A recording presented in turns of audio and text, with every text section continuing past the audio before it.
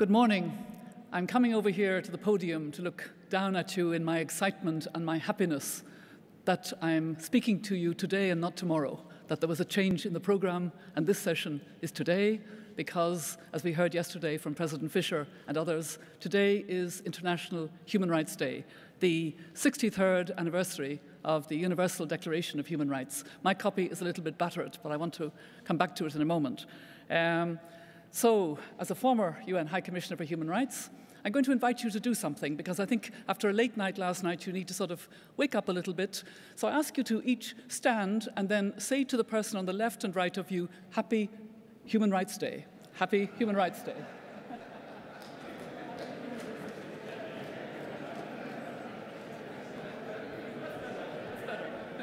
Okay, and while you're and while you're kind of enjoying that little bit of movement, I have another reason for us to be happy. I have another reason for us to be happy and to celebrate, because as we know, later this morning, today, 3 incredible women will be honoured with the Nobel Peace Prize. President Ellen Johnson Sirleaf of Liberia, Lema Bowie of Liberia, whom I also know very well, and somebody that I don't know personally, but we will all be hearing a great deal more of in the future, Tawakkul Karman, a wonderful human rights activist from Yemen. And you may recall, those of us who were here, the discussion yesterday and the issue of women in the Arab world. There are some extraordinary women working for empowerment of women and women's rights, and she has been honoured in a way that I think will both protect her and give her a platform. And she will be able to make her activities and her views and her sense of women's rights and empowerment for Arab women, and indeed women in the wider Muslim world, much more known. She will join with Shirin Ebadi, for example, who has been speaking out as a Nobel laureate, and Aung San Suu Kyi in Myanmar, in Burma. So we have the opportunities to listen to extraordinary women who are given that particular platform. Before I come to speak briefly, just because I'm standing up here doesn't mean I'm going to make a long speech. I just wanted to sort of encourage you about International Human Rights Day. And in that respect, I've warned Thierry that I'm going to take him on from yesterday, probably because he was speaking in his second language, English. In promoting values, which I totally share, he downgraded a little bit the Universal Declaration of Human Rights and said it wasn't really universal. And I have to take you on that. You are correct that 63 years ago, on the 10th of December, 1948 in Paris, there were not as many countries represented, of course, and they were colonial powers and others. Despite the efforts of Eleanor Roosevelt to make the declaration as universal as possible at the time, with the support of René Cassin of France, John Humphreys of Canada, China, the Lebanon, Chile, etc., there was that sense. And the only complaint I have, actually, about the Universal Declaration of Human Rights is it's not gender sensitive. This was 1948, and I suppose Eleanor couldn't quite achieve that. But apart from that, I think it is a remarkable document, both of its time and remains so. I became UN High Commissioner for Human Rights in September 1997, just as we were about to embark on the 10th of December 1997 on the 50th anniversary of the Universal Declaration. And one of the things that we did in the Office of High Commissioner for Human Rights in our new toy, not a toy really, but our new gadget, a computer. Imagine, the office had only just become computerized when I took over in 1997. But we compiled the language versions of the Universal Declaration, and I received, towards the end of 1998, the Guinness Book of Records Prize for the most translated document in the world. At that time, the Universal Declaration had been translated into about 325 languages. Now it's much more, and they're available on the website of the Office of High Commissioner for Human Rights. But we don't judge the Universal Declaration of Human Rights from 1948. It's a living document. It was endorsed in Tehran in 1968. It was endorsed in the World Conference on Human Rights here in Vienna in 1993. It is the root of the Millennium Declaration, which gave us the Millennium Development Goals. Again, a very good international human rights instrument of the General Assembly. But it's not the Universal Declaration, it's the covenants and conventions which flow from it that are the important part. And the trouble, of course, is implementation.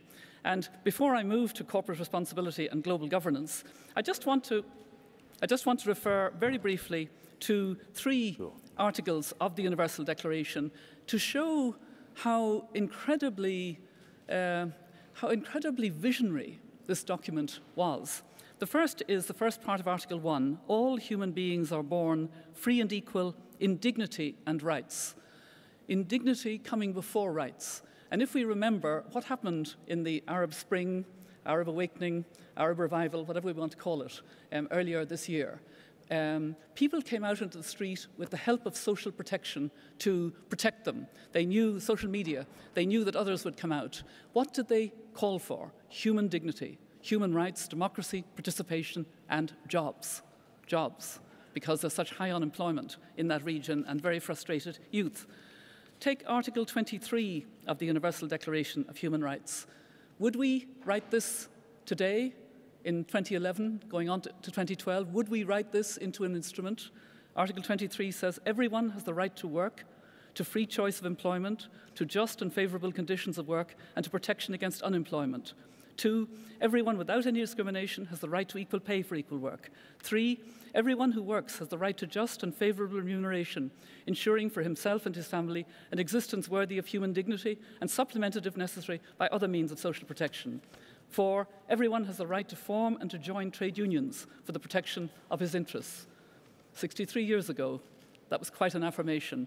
And the third area of the Universal Declaration that I feel compelled to refer to, because it's another way of looking at values, it's about duties. People sometimes try to say the Universal Declaration is a sort of liberal Western document. It's not. It drew on the great religions and traditions of the world of the time. And Article 29 says, everyone has duties to the community, in which alone the free and full development of his, and I have to add, or her personality is possible. Everyone has duties to the community, in which alone the free and full development of his personality is possible.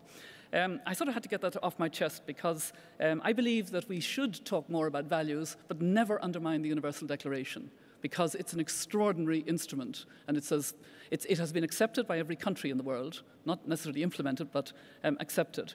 And we do need to talk about values, because I've just come from the conference COP17 in Durban about climate change. We're not linking the worlds of environment, human rights, and climate change very well. In the Rio document, which we will be celebrating the 20th anniversary of next June in Rio +20, in that document there was no reference to human rights in Agenda 21.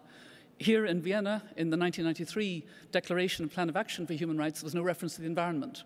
Now we don't have just human rights and the environment. We have this element of a world where we need to think about the ecosystem. We need to think about the carbon budget. And that presumes and needs values, including justice, which is why, Mr. Chair, you kindly introduced me, but my current preoccupation is a foundation in Ireland on climate justice, which links human rights development and climate change. However, I'll now come briefly to what I wanted to talk about, and I think it's important that I distinguish what I'm going to say from the excellent words of introduction of our chair and the reference that he made to the definition of corporate social responsibility, that it is over and above the legal obligations of companies and it's voluntary. What I'm going to talk about in talking about the Ruggie principles goes beyond that now and is actually the beginnings of global governance for corporate responsibility in the area of human rights, which is not intended to be voluntary. It's intended to be part of corporate responsibility and to be mainstreamed into corporate work. And for those of you who perhaps haven't followed closely international developments in the business and human rights agenda, let me first say how truly important it is that the United Nations protect, respect, remedy framework and guiding principles for its implementation, the product of Professor John Ruggie's work as UN Special Representative over the past 6 years, were unanimously welcomed by the UN Human Rights Council in June of this year. The fact that the Human Rights Council endorsed the principles unanimously testifies to the global consensus that has formed around the framework. A new UN expert working group has since been constituted who will take forward the process of disseminating and implementing the framework in cooperation with all actors. So we have now soft law. the beginnings of global governance in the area of corporate responsibility for human rights. I believe the central challenge ahead is to turn the progress of the past decade into new actions that will move governments and markets sufficiently to make respect for human rights part of mainstream business practice around the world. Clearly, we're still at the very early stage of addressing private sector roles and responsibilities in ensuring respect for human rights. Much of the work ahead will involve applying these new internationally agreed principles to difficult challenges facing specific industry sectors in specific operating contexts. But the good news is that we now have a global standard to begin that work in earnest. The UN framework affirms, as our chair has said, state duties to protect human rights against violations involving non-state actors, including corporations. It also establishes that all businesses have a responsibility to respect human rights and that all must be able to demonstrate that they're meeting this responsibility through the due diligence and positive actions, irrespective of local contexts and government capabilities. So even in countries with weak governance or corrupt governance, these principles still apply to corporations. We know making faster and deeper progress won't be easy. Many governments are still not prioritizing the approach of the UN framework. For some governments, strengthened capacity is needed to ensure that they fulfill their duty to protect people from rights abuses involving corporations. For others, more effective accountability for achieving results must be brought to bear. Equally, many companies still have a great deal of work to do to make human rights due diligence part of their operations and to ensure that at a minimum, their actions don't undermine respect for rights and indeed contribute to realizing rights in people's lives. So I look forward to the kind of conversation that we will have when I sit down and when we are involved also in the Q&A with you. Could I just say that I'm wearing this morning a hat that I'm about to hand over to Professor John Ruggie. I chair the Institute for Human Rights in Business, which operates out of London, and I would encourage any of you who really want to follow the business and human rights agenda more closely and who haven't been following it, to look at two websites. The first is the website of that institute, www.ihrb.org, and the other is a very good website on business and human rights, which covers John Ruggie's mandate, how it developed, the principles, the whole backdrop to it, and that is www.business-humanrights, all one word, business-humanrights.org. I mentioned three things that the Institute for Human Rights has been doing recently. One is Dhaka Principles on Migration with Dignity. This is a set of human rights-based principles being developed by IHRB to enhance respect for the rights of migrant workers from the moment of recruitment, during overseas employment, and through to safe return to home countries, a huge issue in many parts of the world, as you know. The second thing is guidelines for business and land acquisition and use. IHRB has recently released draft guidelines for business acquisition and use of land, drawing on the human rights framework and principles of rights-based approaches to development. And these were developed in consultations in India, in Colombia, and in South Africa. And the third one, which went on the website of IHRB yesterday for today, is the top 10 emerging business and human rights issues for 2012.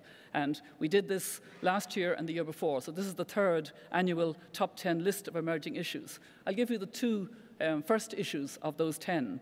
Combating casualization of labor and erosion of workers' rights. Secondly, providing legal redress for business participation in human rights violations. And it goes on to name other challenges that are emerging as key issues. So my point, and I think it's an important one, is that when we talk about corporate responsibility in the area of human rights, we drop the social, we drop the voluntary, and we say, now we have global governance, we have soft law, we have a lot to do to implement it, both the responsibility of governments to protect and the responsibility of corporations to respect, and the remedy is that we need better remedies. So it's really a pleasure to take part in this discussion on such a special day. Thank you very much.